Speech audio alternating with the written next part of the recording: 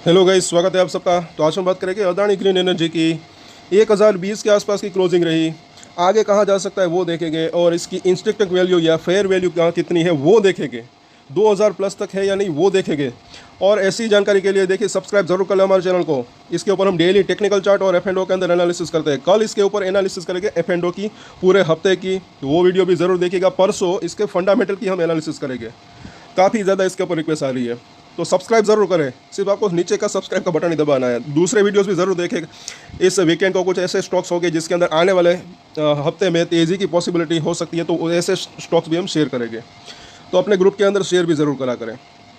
इस trend line के ऊपर कभी अभी भी बना हुआ है। कई बार मैंने कहा था कि इसके ऊपर जब तक बना है तब तक ऐसा लग रहा है कि स्ट्रेंथ बनी हुई रह सकती है। अभी भी ये हायर लो बना हुआ है, यहाँ पर या फिर यहाँ पर ये, और हायर हायर तो है। अब एक और हाई बनने की संभावना भी रह सकती है। और पहले तो ये ज़रा देखिए यहाँ पर। सो अदानी ग्रीन एनर्जी आज तक की बात करें, मतलब कल तक की एक्चुअली, तो इसकी जो है मीडियम अगर बात करें एवरेज, तो वो जो है 2000 प्लस तक इसकी जो है हो सकती है फेयर वैल्यू की अगर बात करें, या फिर इसकी इंस्ट्रक्टिव वैल्यू की अगर बात करें। अब इसको जो है 3 भागों में अलग अलग तरीके से इसको कैलकुलेट कर सकते हैं इस अकॉर्डिंग टू दिस वेबसाइट। तो 2000 तक जो है इसकी फेयर वैल्यू अभी तो यहाँ पर दिख रही है, और आगे चलकर इसके अंदर चेंजेस भी हो सकते हैं, कम भी हो सकती है, ज़्यादा भी हो सकती है। जो इसके क्वार्टरली रिजल्ट, जिसको नहीं पता उनको मैं बता दूं, क्वार्टरली रिजल्ट आते हैं उसके ऊपर ये कैलकुलेशन जो है हो सकता है। और मुझे ऐसा लग रहा है कि आगे इसकी वैल्यू और भी बढ़ सकती है, ऐसा लग रहा है। ये तो इस प्राइस के आसपास ट्रेड कर ही रहा था। ज़्यादा से एक रेंज की बात करें तो आपको पता होगा 1500 नीचे और 2000 के आसपास ऊपर का लेवल, बल्कि 2000 प्लस भी गया था। वो तो जो यूएस के अंदर वहाँ पर उनको ऊपर आरोप लगे तब से इसके अंदर ये गिरावट आई। उसके बाद 1000 तक आया, और उसके बाद क्या हुआ, जब मार्केट के अंदर और गिरावट आई, मार्केट के अंदर भी अच्छी खासी ऊपर से गिरावट आई थी, तो वो ये 1000 से भी नीचे चला गया।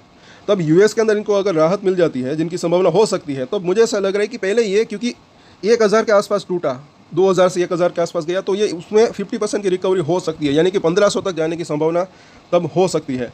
लेकिन ये भी ना भूलें कि नीचे में कई लोगों ने खरीदारी भी की होगी। तो अगर तेज़ी आती भी है तो इस तरीके से वन वे तरीके से, मतलब कि नहीं भी आ सकती, इस तरीके से ऊपर नीचे बीच बीच में प्रॉफिट बुकिंग भी आने की संभावना रह सकती है, क्योंकि वो बेचने भी आ सकते हैं, मतलब कि शॉर्ट टर्म जो निवेशक होते हैं। और कई बार मैंने ये कहा है कि कई बार जो है कुछ लोग, कई ऐसे भी होते हैं कि थोड़ा थोड़ा करके जो है वो खरीद सकते हैं, थोड़ा थोड़ा करके बेच सकते हैं। मतलब कि किसी के पास अगर 100 शेयर हो, उसमें से 50 बेच सकते हैं, फिर नीचे आता है तो वापस से वो खरीद भी लेते जो है कर सकते हैं, इस तरीके से। सो ओवरऑल इसकी इंस्ट्रक्टिव वैल्यू जो है 2000 प्लस यहाँ पर दिख रही है। अब हम देखते हैं कि ये 3 तरीके से यहाँ पर इसको आप देख सकते हैं, अलग अलग वैल्यूशन यहाँ पर आपको दिखाई देगी। और यहाँ पर जो है अभी ये ज़रा देखें, अभी कितना 50% के आसपास डिस्काउंट पर चल रहा है, ऐसा लग रहा है यहाँ पर। मतलब ये फेयर वैल्यू, इंस्ट्रक्टिव वैल्यू की अगर बात करें कैलकुलेशन की, तो ये वैल्यू जो है, ये प्राइस आने की संभावना मतलब कि रह सकती है, ऐसा लग रहा है कहीं ना कहीं। और इसमें भी वक्त लग सकता है, जैसे कि हमने बात की, वो आरोप के अंदर उनको कुछ राहत मिल जाए तो जल्दी ही थोड़ी बहुत तेज़ी की संभावना रह सकती है। अब यहाँ पर ज़रा देखें, और ये फंडामेंटली बात हो रही है, ये ना भूलें। अभी टेक्निकल चार्ट भी देखेंगे। तो पहला अगर बात करें यहाँ पर, तो ये है EV EBITDA। इसके हिसाब से कैलकुलेशन से अगर देखें तो 1800 के आसपास की जो है ये इंस्ट्रक्टिव फेयर वैल्यू दिख रही है।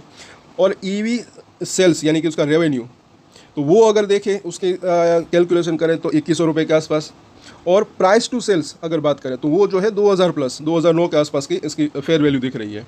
और ये सभी अगर बात करें अभी जितना प्राइस है, यानी कि कल के प्राइस का आई थिंक बात हो रही होगी, कल का प्राइस का कैलकुलेशन यहाँ पर है, उनके हिसाब से यहाँ पर इतना माइनस अभी प्राइस, मतलब कि कल का प्राइस, क्लोजिंग प्राइस जो है वो चल रहा है, ऐसा यहाँ पर आई थिंक कल का प्राइस है, कैलकुलेशन है यहाँ पर।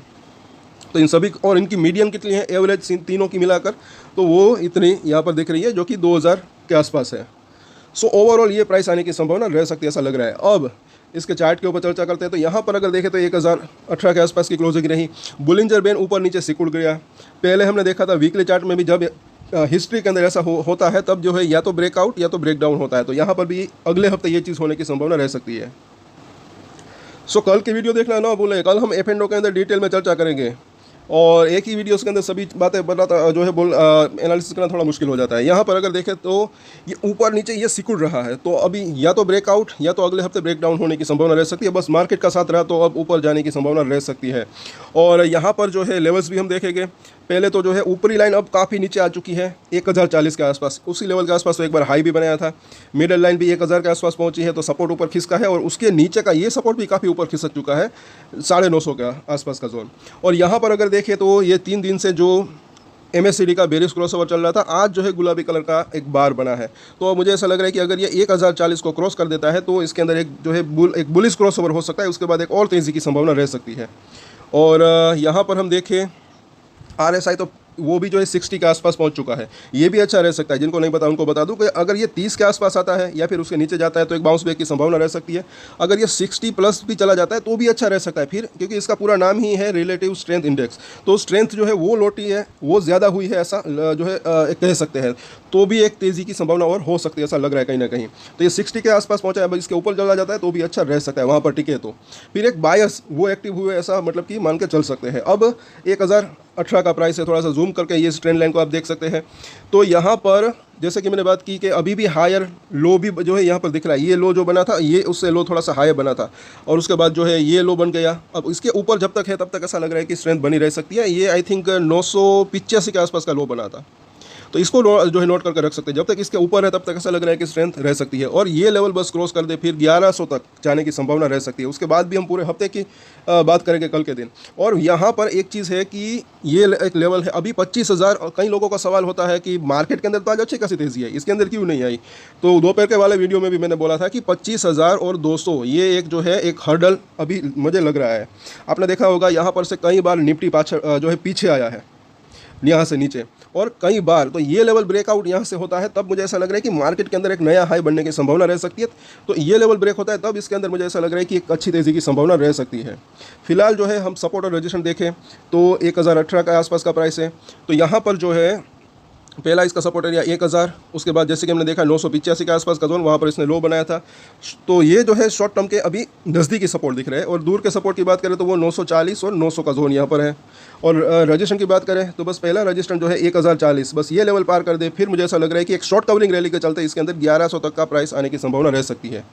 तो इन सभी सपोर्ट और रजिस्ट्रेशन के ऊपर नज़र रख सकते हैं। ये हम बात कर रहे हैं शॉर्ट टर्म की 1 से 2 दिन की। कल पूरे हफ्ते की बात करेंगे, F&O भी देखेंगे, साथ साथ आज रात को भी अगर ऐसे आज कल और परसों अगर कुछ ऐसे स्टॉक हमारे रडार के ऊपर आएंगे जिसके अंदर आने वाले समय में तेज़ी की जिसके अंदर पॉसिबिलिटी हो सकती है तो वो हम शेयर करेंगे। तो वो ऐसे वीडियोस को देखना ना भूलें।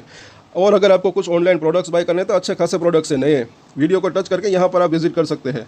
वो भी अच्छी खासी ट्रस्टेबल वेबसाइट है, मिंत्रा, फ्लिपकार्ट। तो ये इस तरीके से भी आप चाहे तो हमें सपोर्ट कर सकते हैं, यहाँ से आप खरीद सकते हैं। सो आज के वीडियो में इतना ही। और एक स्टैंडर्ड डिस्क्लेमर जो कि मैं हमेशा देता हूँ, आप कोई भी ट्रेड ले उससे पहले अपनी रिसर्च करें, अपना फाइनेंशियल एडवाइजर की सलाह लें, उसके बाद ही कोई डिसीजन ले। और डिसीजन ले तो उसकी जिम्मेदारी मैच्योरिटी के साथ खुद ही ले। ये वीडियो मैंने एजुकेशन पर्पस के लिए बनाए, मेरी तरफ से कोई भी बाय या सेल की रिकमेंडेशन नहीं है। Thank you.